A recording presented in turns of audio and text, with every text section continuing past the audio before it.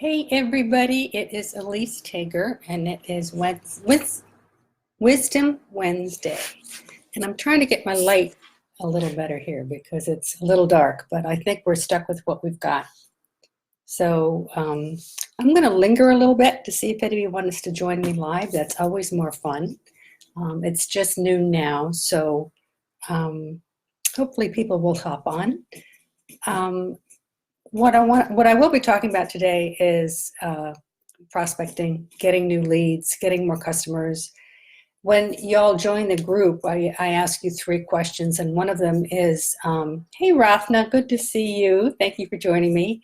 When you join the group, I ask you 3 questions, and one of them is, what are your top 3 areas of concern for your business? And getting new customers is up there almost every time. So this is a really hot topic.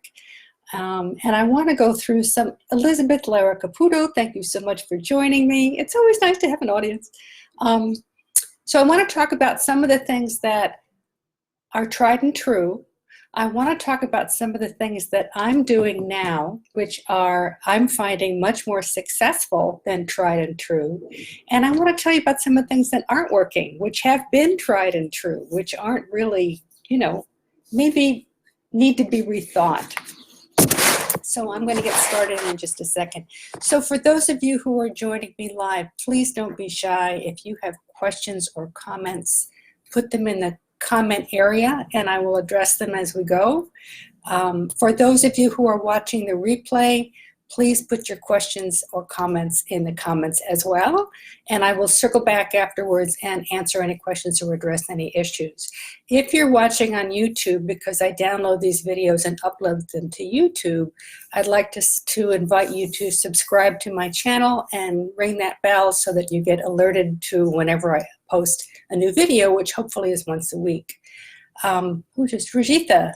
Thank you so much for joining us. That's so nice. So just to recap, we're going to talk about getting new clients part 1, because I want to talk about this in several Wednesday Facebook Lives, because it's such a hot topic and there's so much to talk about. So I don't want to spend too much time on any one thing so we don't get too bogged down. Again, ladies, if you want to put any comments you have in the comment area, I can see them. There's a bit of a delay, but I will respond to whatever you have.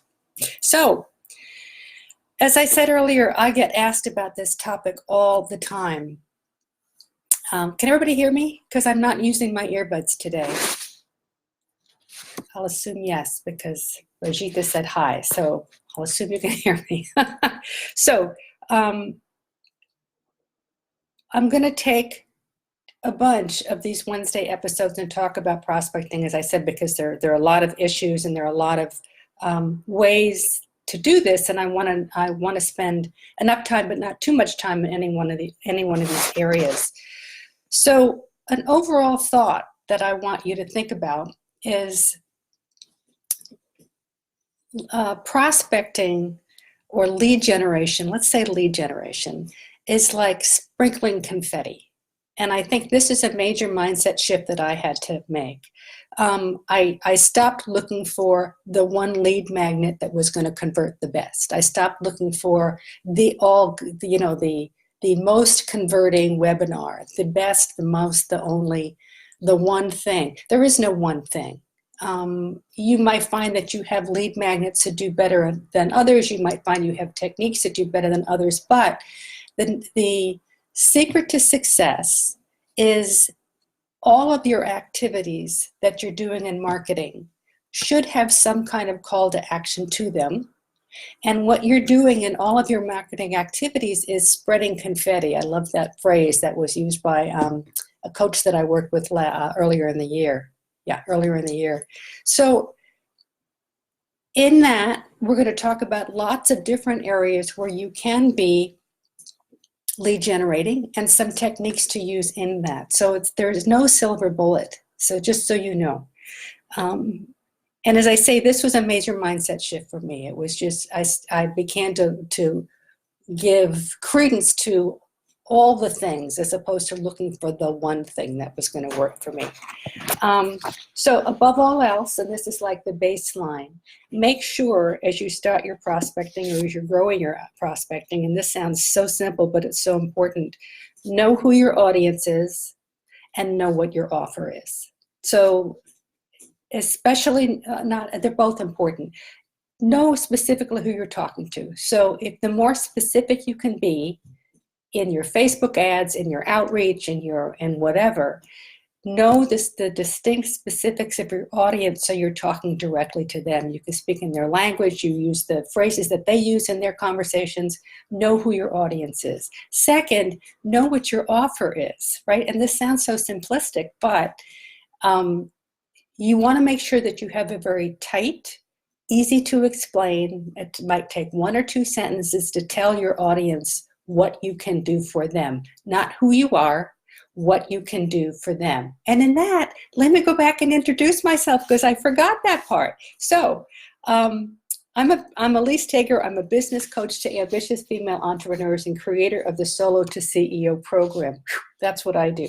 I help women entrepreneurs move from that hair on fire feeling of being a solopreneur to becoming the CEO of a thriving business. That's my 1 or 2 sentences, and that's the kind of thing that you want to be able to communicate in any of the marketing that you're doing, right? It talks about how you're serving them or what you're going to solve for the prospect, not about you. So we talked about knowing your audience, knowing what your offer is. In all of these prospecting activities, know your own personality. Know what's going to fit for you. In everything that you're doing, I can't encourage you enough, you be you. Let your personality shine. Don't hide behind trying to be professional or keep up with the big guys or do anything other than be your own authentic, flawed self. You are just a human being. You're here to do a great job in your business. The more you can let your personality show, the more people are attracted to you and want to do business with you. So don't hide who you are. This might be TMI, but I really hesitated to do video for a long time. I'm a woman of a certain age, right? Lots of gray hairs, lots of wrinkles, lots of whatever. And I really was uncomfortable doing video. And I just had to get over it. And once I got over it, I find I'm doing video all the time.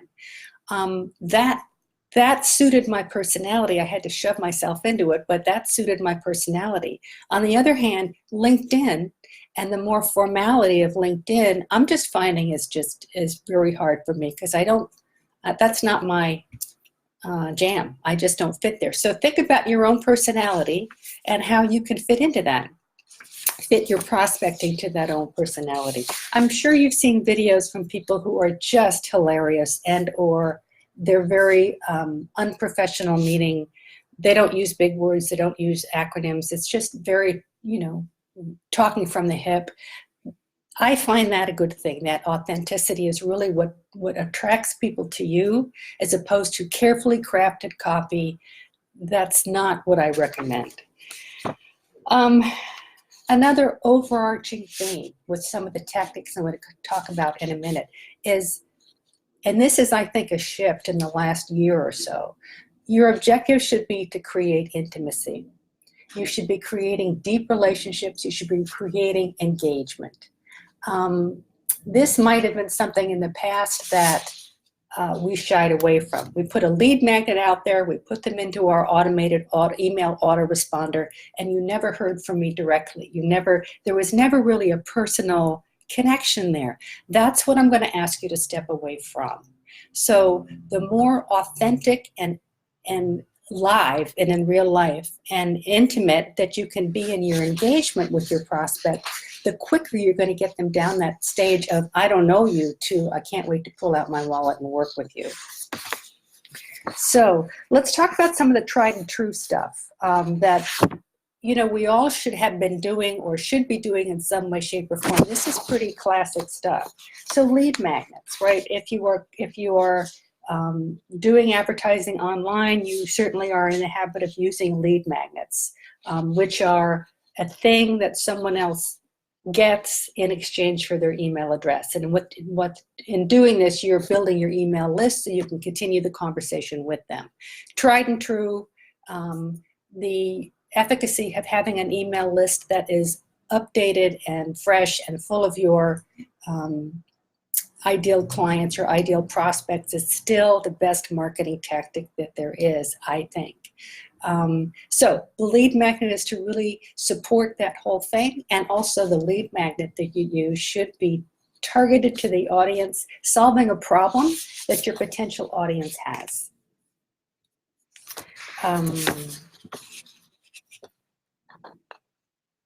So in thinking about pulling these together, you want to think about this is the first step in getting to know you. It's not just I'm capturing your email address. This is wave one of getting to know me as a business coach, getting to know me as Rathna. You have a wonderful organization that serves kids, getting to know your personality, what your business's personality is. It's the first step in getting people to know that, knowing that you will be in touch with that in many more ways down the line. I'll talk about that in a second. Speaking of lead magnets, and as I said, the definition of a lead magnet is giving someone something of value and will solve a problem for them in exchange for their email list. That's called a lead magnet. I have a download that I want to make available to you, and if you look up in the description of the video, you'll see that there's a link there to download it. It's called 50 High Converting Lead Magnet Ideas. So this is some ideas that some of them are way out of the box to help you think about how you can creatively create lead magnets for your business. So when we're done here, I encourage you to go download that because there's a lot of stuff in there that's really interesting that you might want to try. So lead magnet doesn't have to be just a PDF. It could be well, let me get to that in a second. Another thing to think about is your prospecting. I don't know, I know, Rathna, I know your business. Elizabeth, I don't know yours. And Rajitha, I don't know yours. And whoever's on replay, I can't tell who you are. But think about whether you are a very high-end business where you're charging, thousands of dollars for people to want to work with you, or if you're medium or low. And if you are a very high-end business, you probably can't close a sale via email or online. You probably will have to have some conversation in a call or a Zoom call with your prospect. It's just because the nature of what you do, Miss High End, is going to require not just more explanation, but more trust. So if someone's going to shell out $3,000, $5,000, $10,000, they want to know that someone's home and someone's there, and they want to trust them. If your offers are $500, $250, under $1,000, you can certainly do the whole thing online. Tracy Lee, thank you for joining us. Hello, my dear. So good you're here. So we're talking about high-end offers versus low-end offers, how to orchestrate prospecting around those two ends. So just know what you're going out with. Is it a high-end offer? Then you're going to have more touches with that person. You're going to have more intimacy, more engagement. Ultimately, probably getting on a call with them so that you can allow them to see how fabulous and trustworthy you are, and allay any fears, answer any questions about having them spend all that money with you. If you're mid to lower tier in your pricing, you don't need to have that call be the next step. It can all be done online. So let me talk about some of the things that people are responding to right now. And again, that's one of the things that I think is important, because this stuff ages, right? We've been in online marketing for a long time, and what worked 5 years ago or 2 years ago isn't working as well now because everyone's gotten used to it, right? So let me tell you about some of the things that are working right now. People want instant gratification. They want a quick solution to what they're doing. So in that realm of lead magnets, make it short and sweet. Make it a checklist. Make it a chart. Make it an infographic. Make it, what else do I see? A guide. Something that they can absorb in a simple read. Maybe no more than one page, maybe 2 pages. That 50 ideas that I have in my download, Tracy, you missed this. I have a download I'm offering to everybody called 50 High Converting Lead Magnet Ideas. That's multiple pages because I've used that for multiple things. I don't use it for lead generation very often. It's just another value add that I can give to my clients and prospects. But make it easily digestible so that people are just getting a taste of what you're doing. The secret's in the follow-up. So this is where you then start the engagement process, where you start the intimacy process. So one of the things that I suggest is if you're doing a lead magnet, on the thank you page or on the first email you send out to them as a follow-up to them downloading that thing, whatever it is, include a video, right? It could be a 30-minute video, it could be a webinar, it could be a 20-minute something else where you're explaining in more detail what that lead magnet talks about. You're just warming them up. You're giving them an idea of who you are, again, your own personality shining through. I highly suggest videos because people just get more of a sense of you. So the second piece of that funnel, and I'm not using lead funnels very often in this conversation, is give them a thing that they can absorb quickly, read quickly, and then follow up with something with more detail that's a video that they can then be responding to and getting more information, but also responding to you as a person. So that's working really well right now, that two-step process. And it could be a three-step process or a four-step process, but simple is better, shorter is better, excuse me, because none of us have attention spans. That's much. Rajitha, I'm a registered nurse and a faith-based holistic coach developing healthy habits for life, one step at a time by helping lose weight naturally. Thank you. Good. I'm so glad you're here. Thanks. And I think this is the first time you've joined me. So, okay. So that two-step process or three-step, I highly recommend. A couple of other things that are working really well, and I'm going to talk about these a little bit later because I think I want to go into more detail. Quizzes. Quizzes that are strategic, quizzes that are not just asking you what your favorite color is. You know, I see those on Facebook all the time. It drives me nuts because I don't know who's gathering information about me. I never respond to them. But if you can come up with a quiz, and there are many quiz platforms that you can use, come up with a quiz that's very targeted to the kind of responses that you want to get from your potential client. So what you're giving them is 8 or 9 questions, 7, 8, or 9 questions that are going to help them streamline their thinking, perhaps, in the problem that you help solve. These platforms, what they do is they take a look at your responses and they grade them such that you can find someone who's a great prospect for you based on their answers, a so-so prospect, and someone you don't want to spend any time on. So if the quiz is well crafted, the questions are well designed so that you're appealing to your target audience with solutions to their problems, and it looks nice. I think the first quiz platform I signed up for, although it was technically excellent, looked like crap. And I won't go back to that. So, you know, find one that you really, and I'll make recommendations in the group about what quiz platforms I recommend. That's a good one. So quizzes are good if they're strategic, if they work for you and for the prospect. Again, it's not about you, it's about them. Another thing that works really well is text to join. So if you are in a public environment, a networking event, or you're speaking, having the ability to have someone text you rather than asking for their email address or asking for their card, text you to get your download is instant gratification on their part and on your part. So everyone's got their cell phone with them. If you're at an event, you can just say, oh, you know, I've got this great thing, this great download that would be so helpful to you. If you just text 22345, you'll get it right away. Instant gratification, again, this is what people want now, is an easy solution, and that's one of them. So I'm going to talk about quizzes later. I'm going to talk about speaking later. Speaking is another great way to get leads in. Prospect again, Tracy, you are the queen of speaking, so you know all about that. But I think a lot of people don't, and a lot of people make it bigger than it has to be. So I'm going to talk in another Facebook Live about how to use speaking to get leads, how to use speaking to target who your real audience is, and how to make sure your follow-up happens, as opposed to just showing up, giving a great educational presentation, and that's the end of it. So that'll be another one.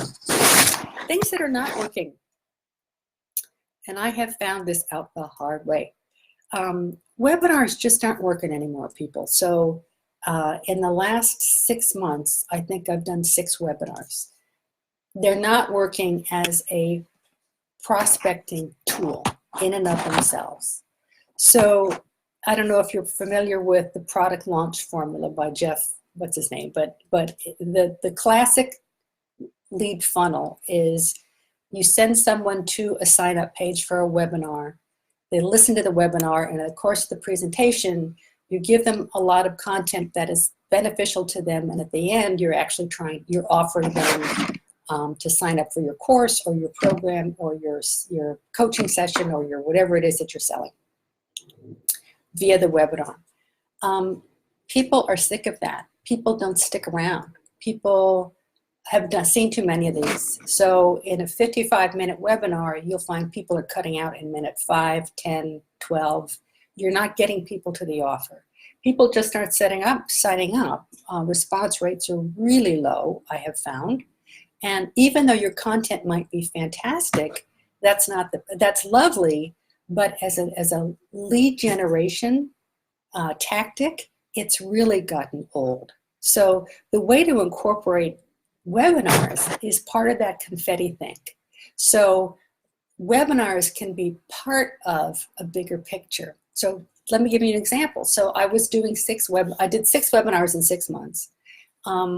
I've now uploaded them all to YouTube. I have a YouTube channel, and on my YouTube channel, although I don't use it as a prospecting tool, I don't point people to my YouTube channel. Once they get there, there is a whole lot more content to see. And I'm finding that, I mean, this is not news, but the more people see of you, the more they want to see of you, and they tend to binge. So the webinar per se as a prospecting tool isn't what's going to work. What's going to work is sending out that lead generation piece, that PDF or whatever you're going to use as the quickie, and then following up with a mini webinar or a link to a pre-recorded webinar. I want to say this carefully because I have mixed feelings about that pre-recorded webinar thing. I really think the thing that's working now is personal engagement with your prospect. The pre-recorded webinar is the antithesis of that. So it's pre-recorded, there's no real engagement. If you see questions and answers happening, that's pre-recorded too. It's canned, right? So if you provide someone with a link to a pre-recorded video, it's an opportunity for them to see more about you, but just know that you'll probably get very little interaction. They will only be on it for 10 or 15 minutes. And just know that that's part of the deal. But again, in the name of sprinkling confetti, this is another way for them to get to know you. So I signed up for every webinar for the whole year. I'm so sorry I did that because I'm really not using it because it just goes against what I feel is so important now, which is authentic engagement and getting more intimate with the people that I'm serving. So that's my overarching thought. Think about how you want to do lead mag. And again, this is all online. So I'm going to talk later about speaking. I'm going to be talking later about some of the other things like bots that people are talking about also. I want to talk about in-person so that it's not all online. But I just want to give you a lot of ideas for how you can be prospecting. But the overarching theme is you're sprinkling confetti, right? No one of these things is going to work for you. It's a combination, or it's many things that are going to get people to know you better, to like you better, and want to do business with you ultimately, because that's the name of the game. Anybody have questions? I've been on for almost half an hour. Anyone have questions or comments that they want to make about what I'm saying? You might not agree about the pre-recorded video or anything else that I'm saying. So while there's a delay, maybe you're being shy, maybe you have nothing to say. But 2 more things I want to offer you. There is that download 50 high converting lead magnet ideas, which is up above, or if we're in Facebook and YouTube, down below. And you can download that, and you'll see it in the description for a way to download that there. Secondly, if any of this you would like some help with, if you'd like to work on prospecting techniques with me, I would love, love, love to help you. So there's a link up there for how to schedule a call with me. I would love to have a conversation about what you're doing now, what you're trying to accomplish, how I can help you get there, and let's see where it goes. So there's a few things that I can offer. I don't see anybody with burning questions, so I'm probably going to say, have a great day. Next Wednesday and the Wednesday after that, for sure, I'll be doing more conversation around prospecting because there's a lot more to cover. But that's it for today, everybody. Thank you for joining me. It's so nice to have an audience, even though you were so quiet. But I'm glad you were here. And have a great rest of your day, everybody.